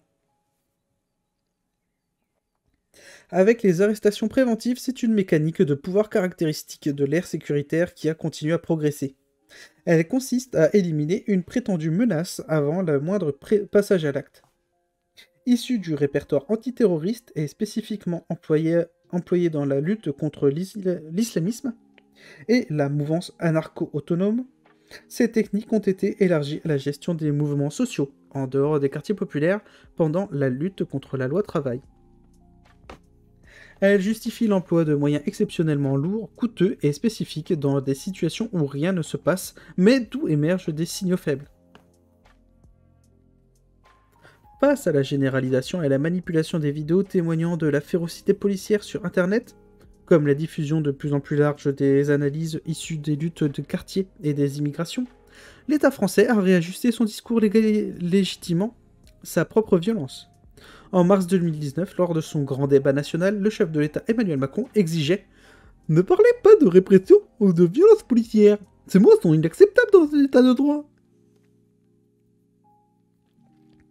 Confronté aux images d'un policier faisant un croche-pied à une manifestante, le Premier ministre Édouard Philippe a reconnu pour la première fois l'existence d'un problème, jugeant les images violentes et inadmissibles. Dans la foulée, le ministre de l'Intérieur, Christophe Castaner, a fait mine de rappeler la nécessaire exemplarité des forces de l'ordre, tandis que le chef de l'État prétendait en attendre la plus grande déontologie. Ce changement momentané de technique discursive accompagne en réalité la continuation des violences d'État. Sur le même principe, l'annonce de l'arrêt de l'emploi des grenades de désencerclement Glyph 4 masque la mise en service de sa remplaçante, la GM2L, tout aussi dangereuse. Le 20 mars 2019, Emmanuel Macron annonçait sa décision de recourir aux forces militaires et de l'opération Sentinelle pour maintenir l'ordre lors du 19e acte des Gilets jaunes. La détermination et la conflictualité assumées par les mouvements des Gilets jaunes déstabilisent le rapport de force avec la police dans la rue. Sur les plateaux de télévision, politiciens et commentateurs habituels semblent moins assurés qu'auparavant. Les directions de rédaction se trouvent bientôt obligées d'évoquer le sujet des violences policières. C'est une victoire obtenue par les luttes, mais les médias dominants vont tout faire pour désamorcer la montée en puissance d'une critique radicale de la police. La violence policière est décrite comme accidentelle, résiduelle, marginale. Elle serait le fruit d'un dysfonctionnement, d'une anomalie, d'une dérive. Pendant ce temps, la police continue d'opprimer et de tuer. Dans la nuit du 21 au 22 juin 2019, à Nantes, les forces de l'ordre sont envoyées contre un rassemblement festif et emploient continuellement des grenades lacrymogènes en direction du fleuve. Dans la panique, plusieurs personnes tombent à l'eau alors qu'il fait nuit. Malgré les alertes des témoins, les policiers continuent à réprimer, usant de leurs matraques et pistolets à impulsion électrique. Un homme de 24 ans, Steve Maya Canico, tombe lui aussi dans le fleuve. Porté disparu, son corps n'est retrouvé qu'un mois plus tard dans la Loire. Durant ce laps de temps, les mobilisations ont grandi à travers tout le pays dénonçant les violences de la police et en demandant où est Steve. Le 6 octobre 2019, des policiers positionnent leur fourgonnette à Villiers-le-Bel pour une opération de contrôle. Ibrahim Dabba, dit Ibo, 22 ans, est tué en croisant leur route au volant de sa motocross alors qu'il se rendait sur un circuit d'entraînement. Selon plusieurs témoins, la fourgonnette s'est déplacée pour lui barrer la route au dernier moment, sans qu'Ibo puisse l'éviter. Suite à l'impact, Ibo est éjecté contre un poteau qu'il percute en plein torse. Il meurt sur le coup. D'après les témoignages, les policiers se sont empressés de déplacer la moto pour déguiser la scène. Ne lui trouvant aucun antécédent judiciaire pour criminaliser Ibo, la préfecture publie le jour même un communiqué affirmant que la moto est volée, obligeant la famille à produire publiquement les titres de propriété du véhicule pour l'innocenter. Le lendemain de sa mort, la famille et les proches d'Ibrahim Abba se constituent partie civile et portent plainte. Ils reçoivent immédiatement le soutien de plusieurs collectifs et comités qui les rejoignent, comme des milliers de personnes lors de la marche blanche organisée le jour même à Villiers-le-Bel. Le dimanche suivant, une manifestation exigeant justice pour Ibrahim Abba réunit à nouveau plusieurs milliers de personnes. Son trajet passe par la rue en 2007, des policiers avaient fauché 2 adolescents à moto, Mouchine et Larami, tués sur le coup. Les semaines de révolte suite à leur mort avaient été réprimées par de nombreuses arrestations. Mara Kanté, accusé à tort d'avoir tiré sur des policiers, avait été emprisonné. 12 ans plus tard, c'est lui qui s'adresse à la foule. Aujourd'hui, nous sommes vus comme des citoyens de seconde zone. Il faut qu'on se batte pour être libre, qu'on puisse se libérer de nos chaînes invisibles. Il y a eu Zied, Bouna, Mouchine, Laramie, et aujourd'hui il y a eu Ibrahima. Le comité Justice pour Ibo se constitue en lutte et rejoint le mouvement contre les violences d'État. Il exige de pouvoir visionner les bandes des 3 caméras de surveillance qui ont enregistré la scène et dénonce de nombreux vices de procédure comme la non-mise sous scellé de la fourgonnette. Et son expertise 48 heures après le décès d'Ibrahima Ba. À Villiers-le-Bel, dans les manifestations de Gilets jaunes, comme partout sur la planète, les violences d'État et leur impunité donnent lieu à une multiplication des révoltes. Toute l'année 2019 est rythmée par des soulèvements populaires à travers le monde. En Algérie, au Liban, en Irak, au Soudan, au Chili, en Bolivie, à Haïti, les classes populaires se sont révoltées et se sont organisées contre l'augmentation continue de la misère et des inégalités, contre la corruption, contre la répression ou contre leur gouvernement en tant que tel. Ces soulèvements inquiètent les États mais menacent les classes dominantes. Partout, ils se heurtent aux appareils militaro-policiers. Partout, les États renforcent leurs programmes contre-insurrectionnels.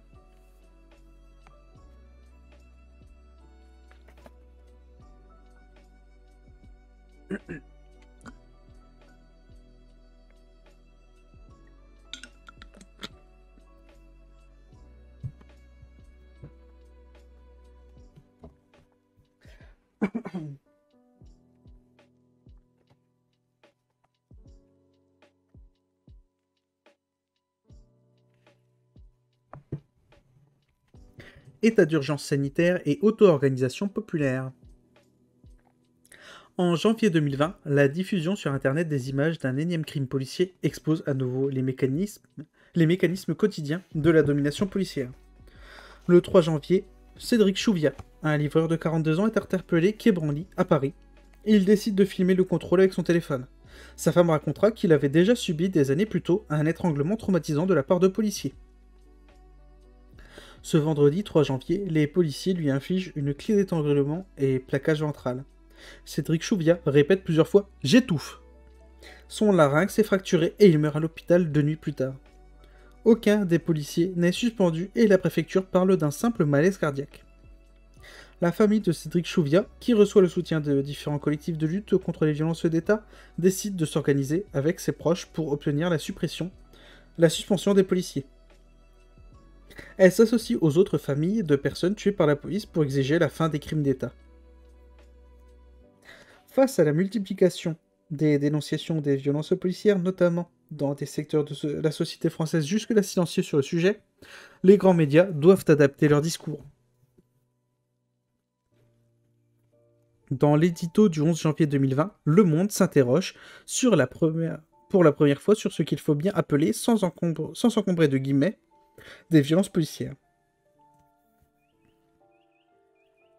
Du côté de la police, 2 agents chargés du maintien de l'ordre dans le cadre du sommet du G5 Sahel, le 13 janvier 2020, à Pau, résument la situation.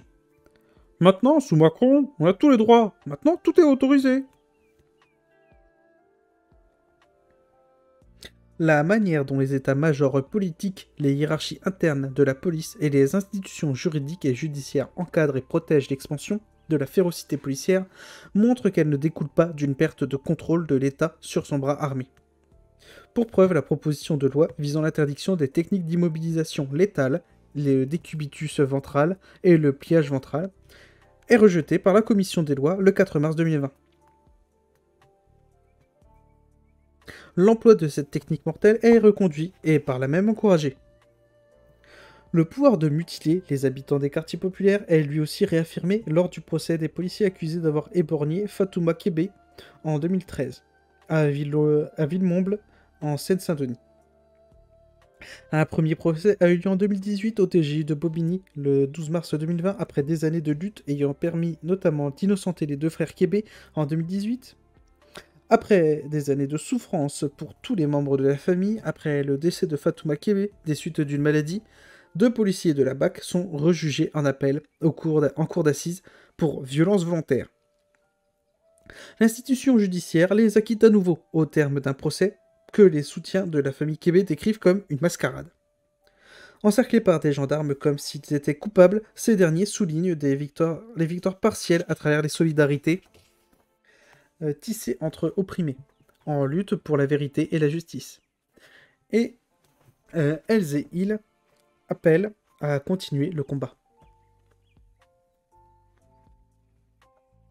Lorsque l'épidémie de Covid-19 se répand en France au printemps 2020, l'exécutif en profite pour se structurer à travers d'un comité de défense et de sécurité nationale, intitulé Conseil de défense sanitaire, véritable centre de commandement concentrant les états-majors militaires, policiers et administratifs autour du chef de l'État, Emmanuel Macron. Ce schéma de gouvernement, comme la notion de sécurité nationale, rappelle celui des dictatures militaires d'Amérique latine, structurées autour des principes contre-insurrectionnels dans les années 1920-1970. Le 17 mars 2020, un confinement général de la population est mis en œuvre. Le 24 mars 2020, l'état d'urgence sanitaire est décrété. Calqué sur le modèle de l'état d'urgence antiterroriste, il donne des pouvoirs exceptionnels au gouvernement, comme celui d'interdire les déplacements et symbolique. Non, j'ai sauté une ligne. Comme celle d'interdire les déplacements et les réunions. Ces mesures à la fois administratives et symboliques, issues des répertoires contre-insurrectionnels, servent à nouveau l'expansion du pouvoir policier et engendrent une nouvelle séquence d'intensification des violences d'État. Dès l'annonce du confinement, des pratiques d'entraide et d'auto-organisation prennent forme dans les quartiers populaires, mais aussi dans les foyers de travailleurs immigrés et dans les prisons pour répondre collectivement aux besoins alimentaires et sanitaires. Dans les territoires colonisés, les établissements sanitaires ont été dépassés plus vite encore qu'en métropole. Face aux révoltes qui pointent, l'État français décrète des couvre-feux en Martinique, Guadeloupe, Guyane et Polynésie.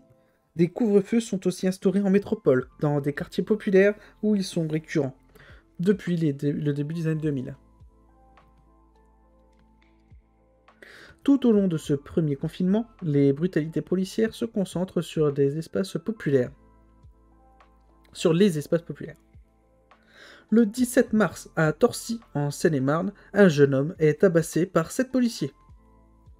Il est frappé à la poitrine, reçoit un coup de pistolet électrique et subit un plaquage ventral et une clé d'étranglement. Dans la nuit, le 19 mars 2020, dans le quartier de Auberg, à Koningshofen, Sofiane, un homme de 19 ans, est pris en chasse par un véhicule de police. Après l'avoir rattrapé, les policiers le mettent à terre alors qu'il a les mains en l'air et le frappent. À Aubervilliers, le 19 mars, Ramatoulaye, une femme noire, sort faire des courses pour nourrir son enfant. Munie d'une attestation de déplacement manuscrite, accompagnée de son petit frère de 7 ans, elle est contrôlée par 8 policiers. Tout de suite, ils se mettent à m'insulter devant mon petit frère, raconte la jeune femme. Les policiers lui affligent un coup de pistolet électrique en pleine poitrine et elle s'effondre. Dans le quartier des Ulysses en Essonne, le 23 mars 2020, Yacine sort acheter du pain avec son attestation. Ils m'ont même pas demandé l'attestation, ils m'ont sauté dessus direct, ils criaient « On va vous apprendre à respecter le confinement !» Le 24 mars, toujours aux Ulysses, Sofiane, un livreur de 21 ans, se rend à son travail, mais ayant oublié son attestation, il fuit à la vue des policiers. Des agents de la BAC le rattrapent et l'emmènent sous un porche pour le tabasser à l'abri des caméras. À Chanteloup-les-Vignes, le 4 avril 2020, des affrontements avec la police ont lieu suite à l'interpellation d'une personne à moto. Les policiers tirent au LBD et lancent des grenades contre une quinzaine de personnes.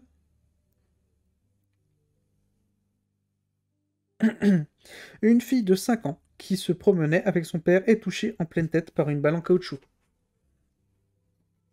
et doit être emmenée en réanimation. D'autres violences policières ont été observées à Grigny, Torcy, Seine-et-Marne, Ivry et Villeneuve, Saint-Georges, Val-de-Marne, Asinières-sur-Seine, Hauts-de-Seine. Chaque fois, les témoins décrivent l'emploi massif des gaz, LBD et taser et des tabassages.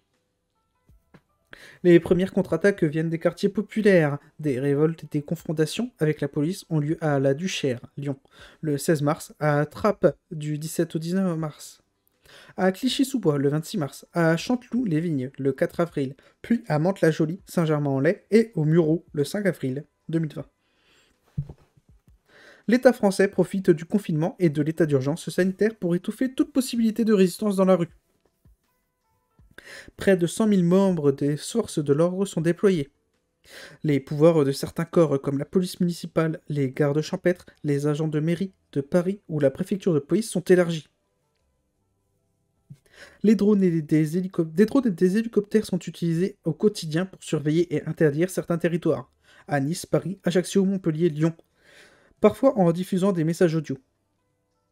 À Nantes, un appareil doté d'une caméra à vision nocturne détectant les corps quadrille la ville de jour comme de nuit.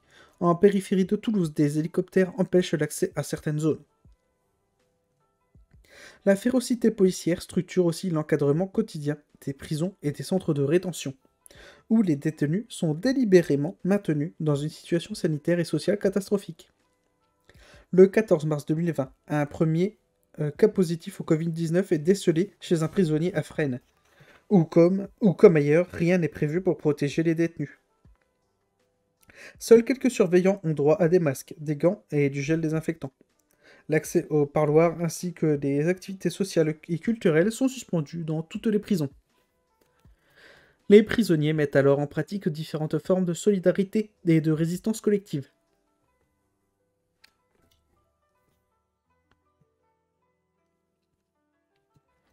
Le 15 mars, des détenus bloquent le centre pénitentiaire de Metz-Queuleleu. De Metz-Queuleux, pardon, pas Queuleleu. 2 jours plus tard, à la prison de Grasse, 2 groupes de détenus parviennent à se rejoindre. En cassant des portes et envahissant un bâtiment, certains essayent de monter sur les toits et jettent des pierres sur les surveillants. Des ERIS, équipes régionales d'intervention et de sécurité, les unités commando de l'administration pénitentiaire, sont dépêchées sur place et effectuent des tirs de sommation pour forcer les détenus à regagner leurs cellules. Le même jour à Perpignan, une centaine de détenus refusent de retourner en cellule, bloquent la promenade et affrontent les ERI.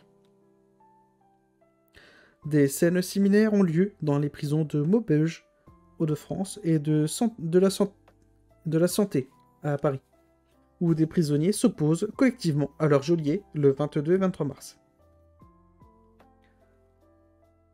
D'autres actions de blocage sont organisées dans les prisons de Valence, Angers et CIS. Cette même semaine. Le 19 mars, dans les 3 prisons de Lyon, Corpas, Ayton et Grenoble, les prisonniers bloquent et se confrontent aux ERIS et à la gendarmerie dotée d'équipements anti-émeutes et d'armes à feu. La situation est similaire dans les centres de rétention administrative, les CRA. Au Ménil, à Melot, une grève de la faim est organisée par les prisonniers. Il y a des départs de feu, des tentatives d'évasion et des blocages collectifs. Pendant ce temps, la police continue d'arrêter les personnes privées de papier pour les enfermer dans des centres où les conditions sanitaires les mettent en danger de mort. Alors que les rues sont vides, elle contrôle notamment les livreurs à vélo, non blancs, contraints de travailler pendant la crise sanitaire. Tout au long de l'année 2020, le pouvoir politique reste concentré dans les mains du chef de l'État et du comité de défense et de sécurité. L'armée est déployée dans différents secteurs civils. Le général Richard Lizuret, aux commandes des opérations répressives contre la ZAD de Notre-Dame-des-Landes en 2018, puis contre l'acte 4 des Gilets jaunes le 8 décembre 2018, est chargé d'évaluer l'organisation interministérielle de la gestion de la crise du Covid-19. Il se voit attribuer son propre bureau à Matignon. Le 8 avril 2020, à Béziers, la police municipale interpelle Mohamed Elmi Gabzi, un homme de 34 ans, pour non-respect du couvre-feu. Dès le 21 mars, le maire d'extrême droite Robert Ménard avait été parmi les premiers à décréter un couvre-feu, interdisant tout déplacement de 20h à 6h du matin. Selon les témoignages corroborés par les images filmées par des habitants, l'arrestation de Mohamed Elmi Gabzi est brutale. Il est emmené de force dans un véhicule de police. Sur la vidéo, on entend crier « Aidez-moi, ils veulent me tuer !» Mohamed Elmi Gabzi aurait ensuite subi une technique d'immobilisation. Un policier assis sur lui alors qu'il est allongé à plat ventre et menotté. À l'arrivée au commissariat, il ne respire plus. Sa mort est annoncée dans la soirée. Des médias diffusent rapidement la version policière selon laquelle il s'agit d'un SDF avant que cette information disparaisse. Quelques mois plus tôt, Mohamed Elmi Gabzi s'était retrouvé aux urgences, victime d'un arrêt cardiaque de 3 minutes alors que son interpellation par des policiers municipaux lors de son interpellation par des policiers municipaux. Alors que le rapport d'autopsie décrit notamment une compression cervicale, une fracture de la corne thyroïdienne et un syndrome asphyxique, un collectif Justice pour Mohamed s'organise pour obtenir la vérité. Il organise une première marche le 20 juin 2020 et rejoint le mouvement contre les violences d'État. Dans la nuit du 16 au 17 mai 2020, à Argenteuil, Sabri Choubi, un jeune homme de 18 ans, est victime d'un accident de moto à proximité du véhicule de police. Il meurt de ses blessures à l'hôpital de la Pitié-Salpêtrière. Selon sa famille, Sabri était sorti pour ranger sa moto chez un ami habitant un pavillon aux alentours de la rue du Trouillet. Alors que la police au parquet de Pontoise affirme que le jeune homme n'était pas poursuivi et qu'il n'a pas été percuté, des révoltes s'organisent dans la soirée du 17 mai. La police quadrille le quartier et le recouvre de gaz toxique. Un collectif Lumière pour Sabri se mobilise aussi, soutenu par d'autres collectifs de proches et de victimes de la police.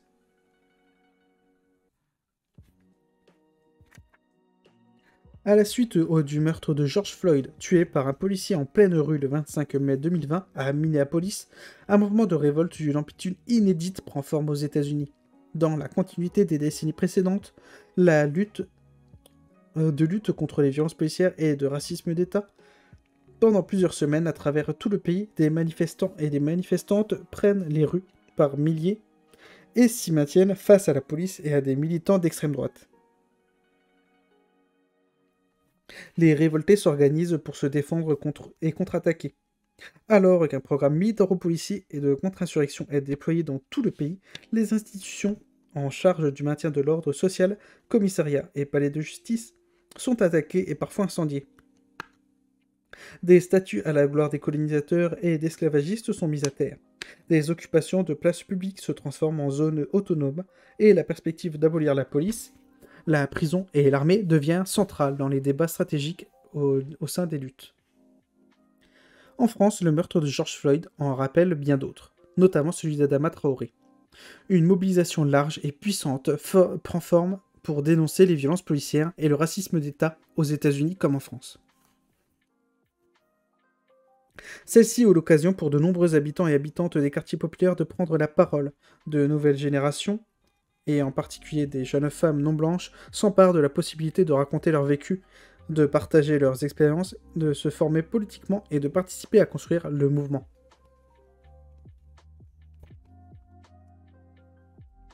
Au début du mois de juin 2020, après 13 années de lutte acharnée, la famille et les proches de Lamine Dieng obtiennent une victoire.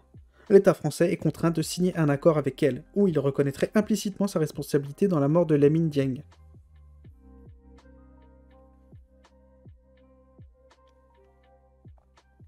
En réaction à l'expertise médicale du 29 mai 2020, qui écarte la responsabilité des gendarmes dans la mort d'Adama Traoré, le collectif Vérité et Justice pour Adama Traoré appelle à un rassemblement le 12 juin.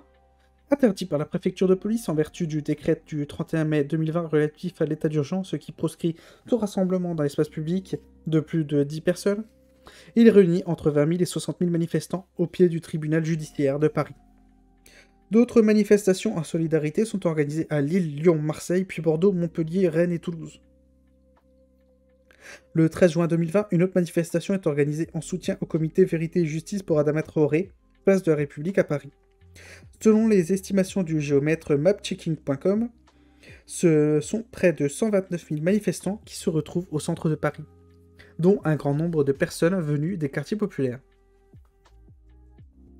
La préfecture de police, sous l'autorité du préfet Didier Lallemand, fait nasser les manifestants sur la place et empêche le cortège de se former. Des membres de Génération Identitaire, un groupe d'extrême droite connu pour ses actions contre les migrants et les musulmans, déploient alors une banderole depuis le toit d'un immeuble surplombant la place. Nassés, les manifestants doivent subir cette provocation d'extrême droite. Des policiers leur empêchent l'accès au bâtiment où sont perchés les militants du groupe identitaire, avant d'exfiltrer ces derniers dans un véhicule de police nationale. Pour de nombreux observateurs, l'épisode s'inscrit dans la continuité de la collaboration et du chevauchement historique entre la police et l'extrême droite. Alors que des habitants de l'immeuble se mettent à déchirer la banderole, un homme escalade la façade jusqu'au toit du bâtiment et parvient à l'arracher sous les ovations de la foule. Cette scène révèle aussi le processus de radicalisation policière en cours. En juin 2020, des manifestations illégales de policiers ont de nouveau lieu pour dénoncer la haine anti-flic et protester contre les déclarations du ministre de l'Intérieur évoquant l'interdiction des techniques d'étranglement. Les policiers déclarent vouloir exercer leur mission sans entrave, c'est-à-dire de pouvoir étrangler impunément. Dans la foulée, le préfet Didier Lallemand, après avoir affirmé n'avoir pas pu identifier les organisateurs de ces manifestations policières, cède à l'une de leurs revendications. Il autorise les policiers à engager des courses-poursuites en région parisienne en cas de refus d'obtempérer. Face aux critiques qui s'étendent à différents secteurs de la société, la police cherche à réaffirmer sa légitimité. Et c'est encore dans le répertoire de la contre-insurrection qu'elle puise pour y parvenir. En juin 2020, des unités de police distribuent des bonbons à Roubaix, Saint-Denis ou Bayonne en diffusant des chansons enfantines dans la rue. Les génériques des Bisounours et l'île aux enfants par exemple.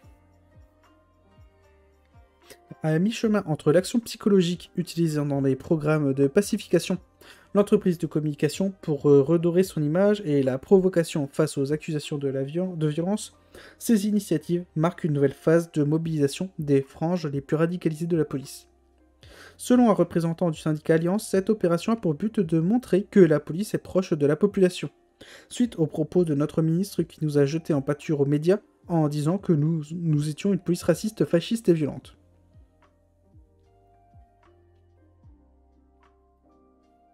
Le 16 septembre 2020, un nouveau schéma national du maintien de l'ordre est rendu public, comme une réponse aux exigences des syndicats policiers. Il stipule notamment que le délit constitué par le fait de maintenir un attroupement après sommation ne comporte aucune exception, y compris au profit des journalistes ou de membres d'associations. L'expansion de la férocité policière continue d'être encadrée et instrumentalisée par des hiérarchies policières et politiques. En octobre 2020, le projet de loi dit de sécurité globale est porté devant les assemblées nationales, entre autres par le député LREM Jean-Michel Fauvergue, l'ancien patron du RAID. Soutenu par les principaux syndicats de police et par le gouvernement, il prévoit le déploiement d'un arsenal de nouveaux dispositifs. Renforcement des pouvoirs de la police municipale, équipement de policiers avec des caméras piétons, normalisation de la surveillance par drone, pénalisation de la diffusion d'images de policiers. Cet ensemble d'innovations sécuritaires répond à la fois aux exigences des policiers et aux stratégies des états-majors politiques fascinés par les doctrines de guerre policière.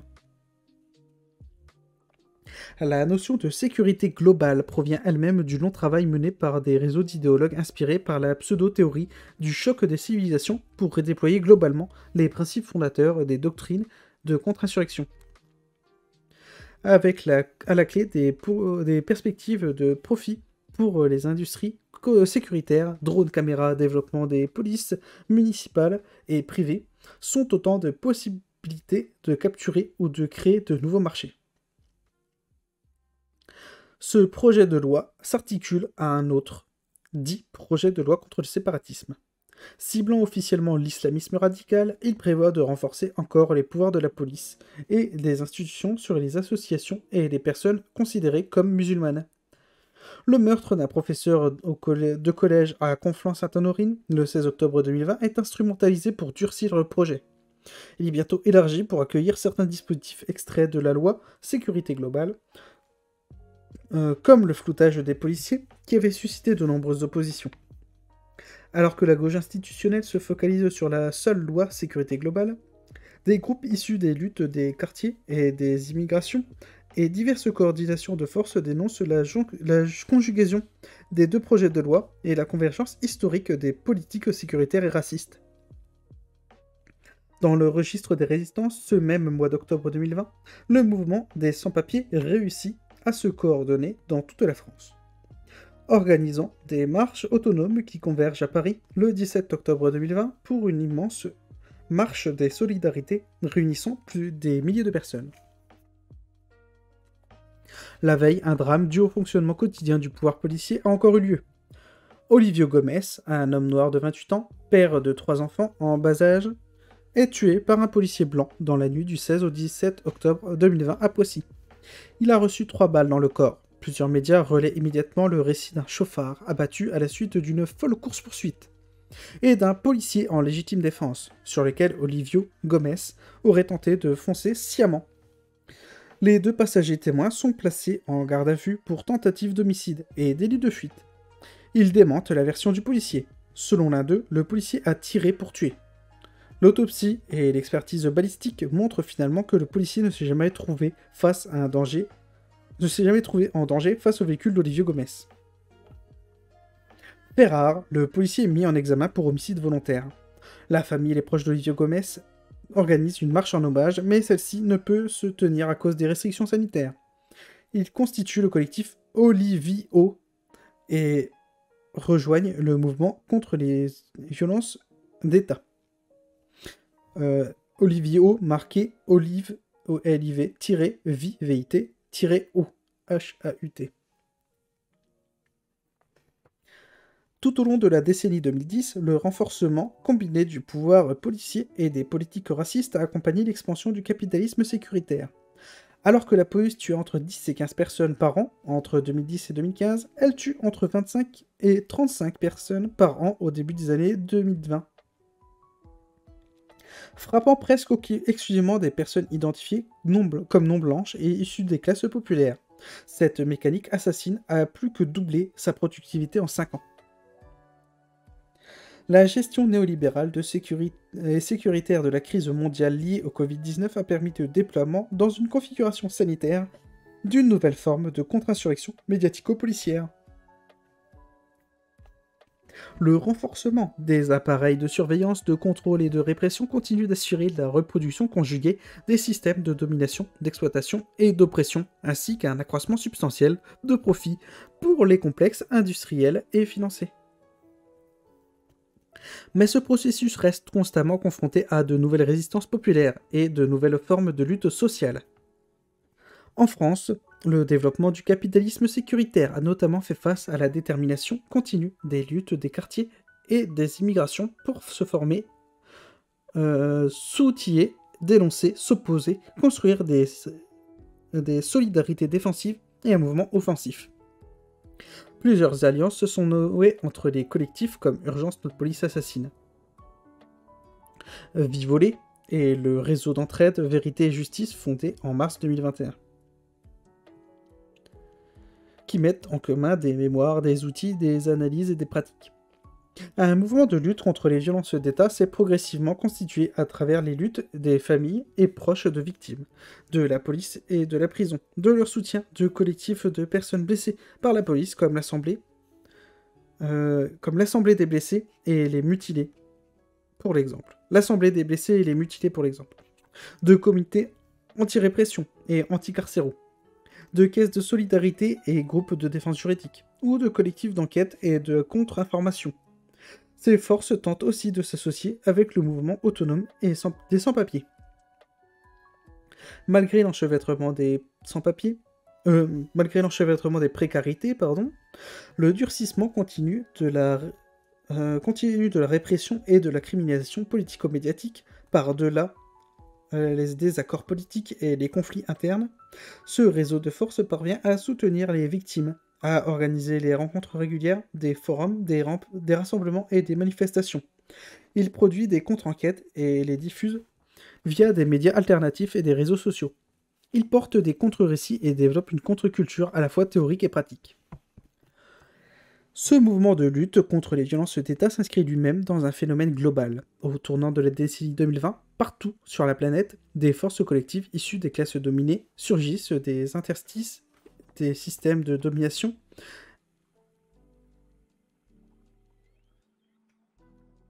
Elles inventent des moyens de se défendre, de s'associer par-delà les frontières et de s'organiser par elles-mêmes face à toutes les polices du monde. Et voici la fin du chapitre. Je vais enchaîner avec le dernier chapitre qui est composé de 3 pages, donc ça va aller vite. C'est pour ça que je préfère le finir maintenant.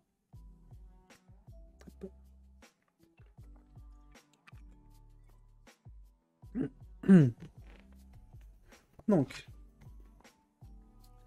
chapitre 6, je crois, si je ne me gourre pas. Ouais, chapitre 6. Parce qu'ils sont pas numérotés, c'est moi qui les numérote. Police impériale, guerre sociale. La violence policière est produite et encadrée rationnellement par l'État. Elle est structurée par des rapports de force économiques, politiques et sociaux. Elle est au centre d'une mécanique historique de gouvernement des opprimés, des exploités, des misérables, des indésirables et des révolutionnaires.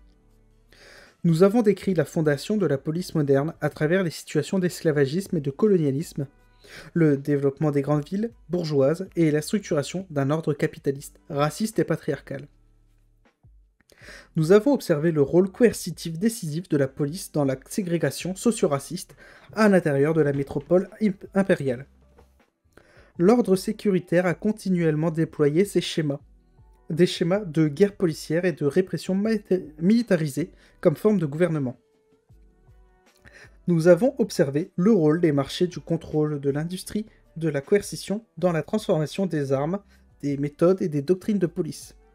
Nous avons montré que ce processus détermine l'emploi de techniques de férocité et la fabrication d'unités de choc. Nous avons vu émerger les tactiques de la tension et leur commerce international. L'extension d'un système de domination basé sur la production industrielle d'une férocité virile, blanche et bourgeoise. Nous avons enfin tenté de montrer que toutes ces transformations s'enchevêtraient comme les dimensions intérieures d'une nouvelle phase d'expansion impériale. Lorsqu'elle cherche à reprendre les commandes de l'État et du capitalisme, certaines fractions des classes dominantes parlent régulièrement de refonder la police pour revenir à une police du peuple, au service des classes populaires. Mais cette fiction fondatrice du pouvoir policier et de sa légitimité ne résiste pas à l'analyse socio-historique. On l'a vu, il n'existe pas de police non violente à l'égard des dominés, ou qui travaillent à leur service, parce que la police existe précisément pour distribuer la violence que les classes dominantes estiment nécessaire au maintien de l'ordre social, économique et politique. Cette enquête nous a aussi montré que la société capitaliste n'est pas seulement héritière d'un système de discrimination raciale qui persisterait comme les traces d'un passé colonial révolu. Tout au long de son histoire, depuis des phases d'accumulation primitive du capital jusqu'à l'ère sécuritaire contemporaine, des formes coloniales de pouvoir structurant les rapports sociaux jusqu'à l'intérieur de la métropole impériale,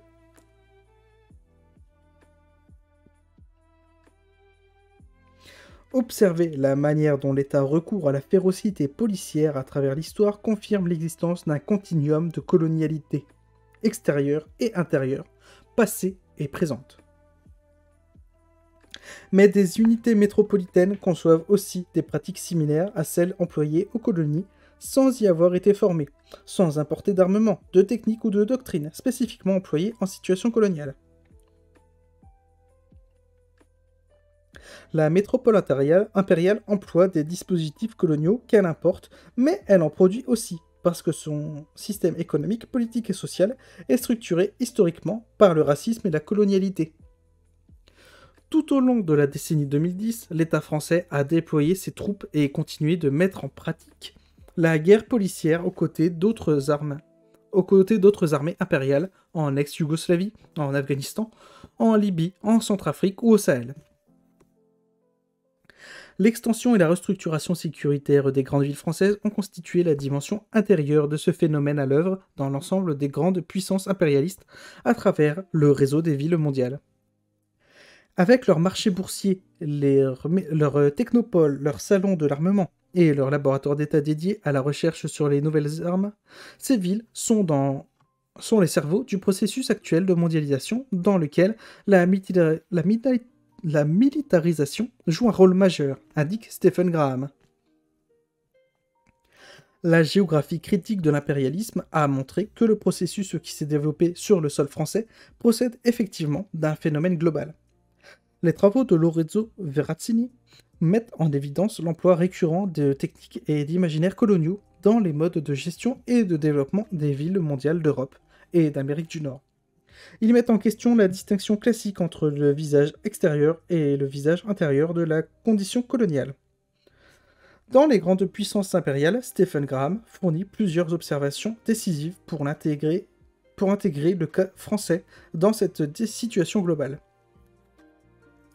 Alors que les espaces et les réseaux de la vie urbaine sont colonisés par les technologies de contrôle militaire et que les notions de guerre et de maintien de l'ordre, territoire intérieur et extérieur, de guerre et de paix sont de moins en moins distinctes, on constate la montée en puissance d'un complexe industriel englobant la sécurité, la surveillance, la technologie militaire, le système carcéral, le système punitif et le divertissement électronique.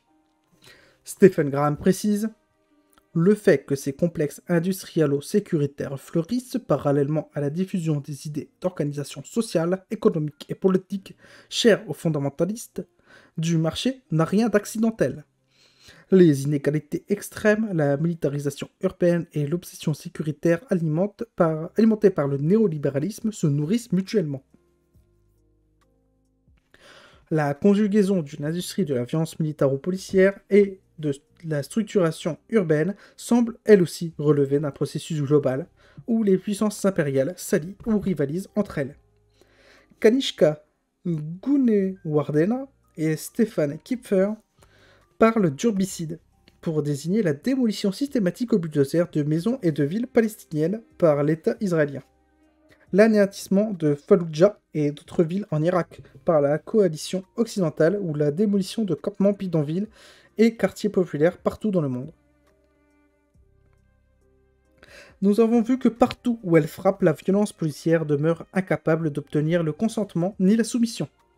Pour se maintenir à travers les crises, l'État tente d'étendre et de renforcer son pouvoir en investissant dans la guerre et le contrôle. L'économiste Michal Kalecki a analysé dans les années 70 le phénomène de keynésianisme militaire, qui consistait à restructurer le capitalisme sur la base des dépenses militaires, du développement de l'industrie et des marchés de la guerre et des armes. Nous observons la mise en œuvre depuis la seconde moitié du XXe siècle d'une forme de keynésianisme sécuritaire, c'est-à-dire un programme de résolution des crises du capitalisme investissant dans l'industrie du contrôle, de la surveillance et de la répression. Pour continuer son développement face à la généralisation des résistances et des soulèvements populaires, le capitalisme sécuritaire tente de renforcer sa collaboration historique avec les systèmes de domination raciste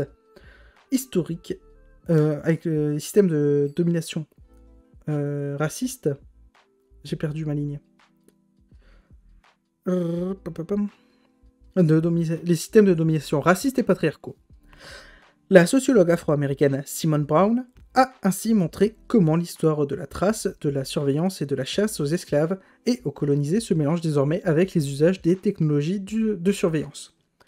Les caméras et les algorithmes, l'intelligence artificielle, les réseaux sociaux et les systèmes de traçage biométrique accentuent ainsi le profilage racial.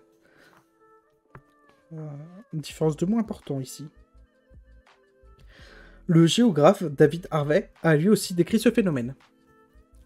La poursuite des politiques néolibérales au niveau économique implique une poursuite si ce n'est une escalade de l'accumulation par des moyens différents, c'est-à-dire de l'accumulation par dépossession. Le développement permanent de la résistance globale auquel le pouvoir étatique répond par la répression des mouvements populaires est certainement son corollaire externe. Cela implique la prolongation du conflit de basse intensité qui domine l'économie mondiale depuis une vingtaine d'années, voire plus. À moins qu'une issue au problème de la suraccumulation globale puisse être trouvée. Tout autour de la planète, des régimes militaro-policiers confirment la globalisation d'une nouvelle forme d'État-nation, au service du capitalisme sécuritaire. Mis en pratique dans le sud global pour assurer la restructuration néocoloniale, ces schémas de pouvoir sont réagencés pour maintenir l'ordre néolibéral à l'intérieur des métropoles impériales. À la suite du professeur Marc Neocleous, qui analyse la pacification comme une guerre d'accumulation, l'ordre sécuritaire peut être conçu comme une guerre policière de longue durée au service de l'accumulation et de la dépossession et de la mise en dépendance. Il se déploie aussi comme une guerre de basse intensité permanente contre les résistances et l'autonomisation des classes populaires. Face aux violences d'État, comme à la destruction capitaliste de la planète et du vivant, nous ne devons rien attendre des classes dominantes. C'est leur domination qui produit le désastre. Pour sauver des vies, nous avons besoin de moyens concrets de nous protéger et de nous défendre. Mais nous n'en finirons pas sans avoir arraché les racines de ces catastrophes, c'est-à-dire les rapports sociaux de domination et d'exploitation. Nous cheminons ainsi constamment entre l'urgence de contrecarrer la puissance des classes dominantes et la nécessité de briser le système de leur domination. Sur les chemins de nos luttes, nous expérimentons d'autres rapports sociaux, fondés sur l'entraide, la solidarité et la mise en commun. Ce sont des pistes concrètes dont nous pouvons nous inspirer pour fonder d'autres sociétés. Organisons-nous et coordonnons nos forces. L'émancipation collective est une bataille permanente où nous n'aurons que ce que nous prendrons et où tout est à construire par nous-mêmes. Fin. Et je lis les petites pages de remerciements. Cette enquête repose sur des réflexions collectives. Un très grand merci à celles et ceux qui ont nourri ce travail, et en particulier à Monis H. Abdallah, Bilal, Emmanuel Blanchard, Félix Bogio Ewanje Epé, Rafik Shekat, Asia Chiti, Jean-Pierre Garnier, Hazel et Julie pour leur relecture critique, leurs commentaires incisifs et leur aide indispensable à l'écriture de ce livre.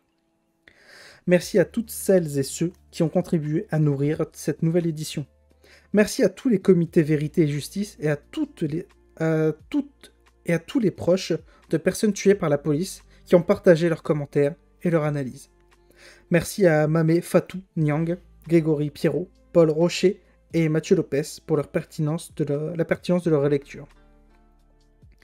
Hommage à toutes les victimes des violences d'État, courage à toutes et tous leurs proches. Force à toutes celles et ceux qui luttent. C'était La domination policière de Mathieu Rigouste.